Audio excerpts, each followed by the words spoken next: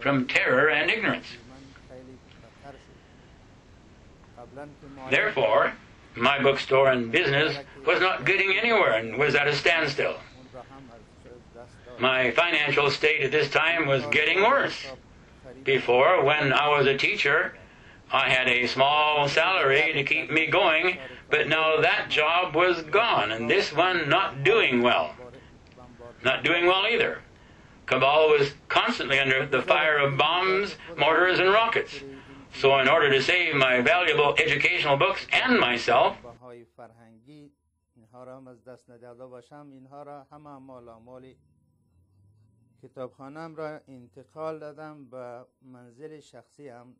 I moved everything to my personal home on the outskirts of Kabul, and I put them all in the house.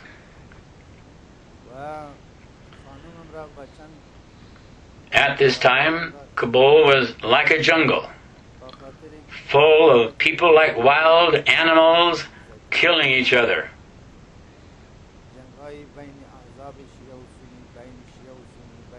It was very chaotic, with different factions, foreign and domestic, Sunni and Shiite, Arab and Pakistani, etc., fighting each other.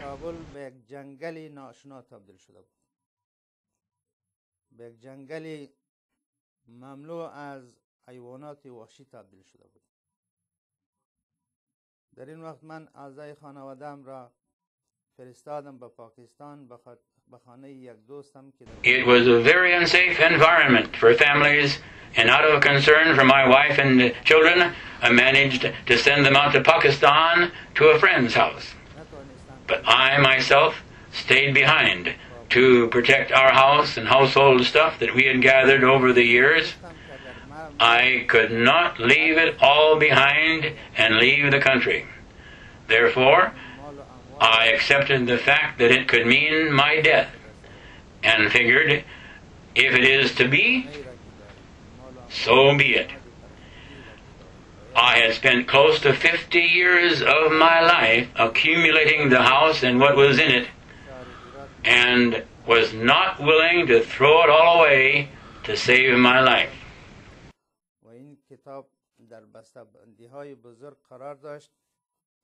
زمانی که من این کارتن‌ها و این صندوق‌های بزرگ I still had some of the 6,000 books in the packages and bundles that I had purchased in Herat.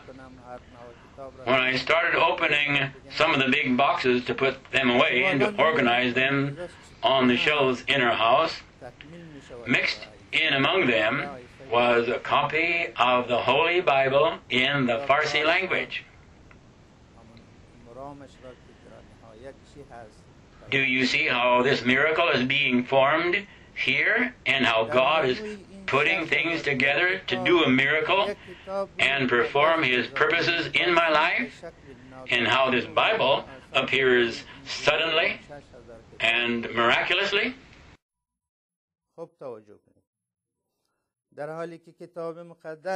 Please note that this happens even though the Bible is forbidden for purchase and sale in Iran and is illegal. The Christians that live in Iran also must live in the hell created by Islam. They live in the hell created by the wicked Khomeini. And in Afghanistan, the books of any religion, especially the Bible of the Christians, were absolutely forbidden, and there is a penalty for owning one. No one can own, read, or study this book. This was completely illegal and forbidden by the government. No Muslim can bring one into the country, and no Muslim is allowed to read it. In Afghanistan, 98% of the people are Muslims. 1% of the people are Hindus and Sikhs, and they live there in the worst possible conditions as if they are also بدبختی در in the hell of Islam. زندگی میکردند و مانند این که در دوزخ اسلام باشند. یک درصد There are دیگر also باز 1% of other minorities in the country. باز اقلیت‌های دیگری غیر اسلام. Of the Muslims, about 18% are Shiites and about 80% are Sunnis.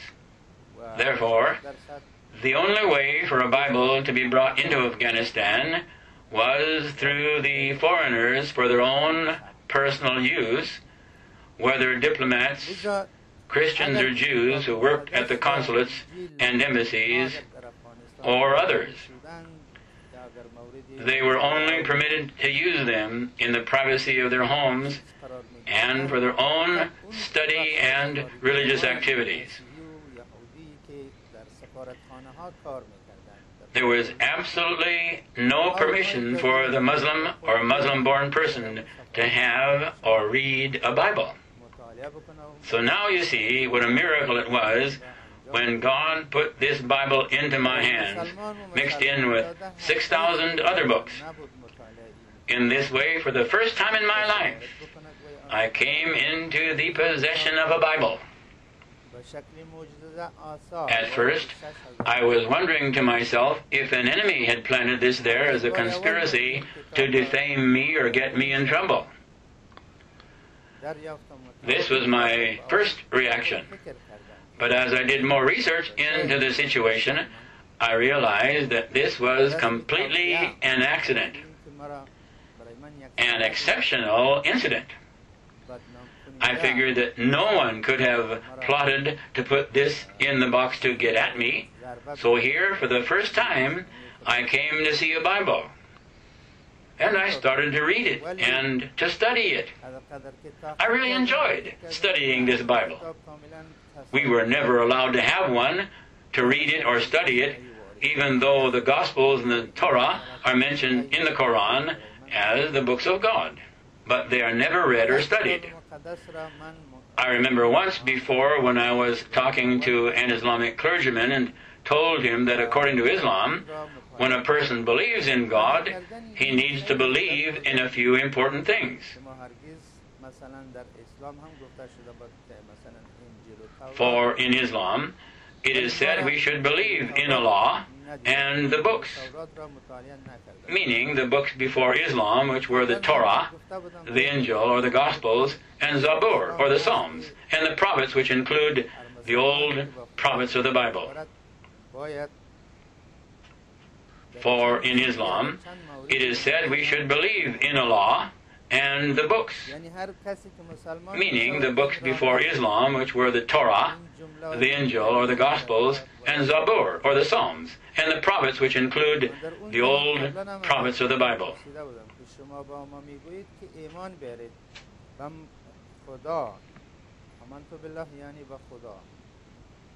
و کتبه و کتاب‌های خدا اون کتاب‌هایی را که فرستاده منظور از کتاب‌ها از تورات و انجیل و زبور هست و رسوله یعنی از پیامبران گذشته و الیوم الاخر یعنی به روز and in the day of resurrection.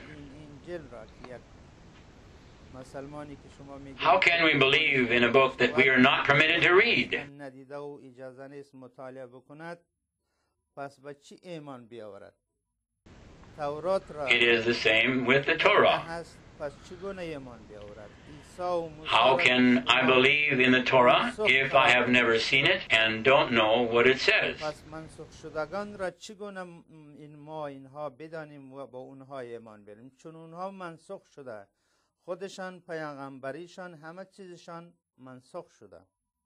How could I believe in Jesus or Moses when you have abolished them?